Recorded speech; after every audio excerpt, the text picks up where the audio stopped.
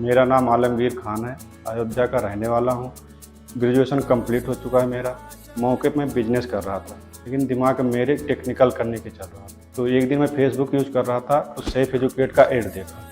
Noida sector 8 में आया। 3 दिन डेमो क्लास चला। डेमो क्लास मुझे बहुत अच्छी लगी, तो मैं एडमिशन लिया यहाँ पे। यहाँ पे सुविधाएं हैं, हॉस्टल फ्री है, वाईफाई है, पीसीबी कंपोनेंट्स में 2-3 पार्ट बताए मुझे। यहाँ से मैं सीखने के बाद जाऊँगा, अपना खुद की शॉप खोलूँगा मोबाइल रिपेयरिंग का। Thank you safe educate.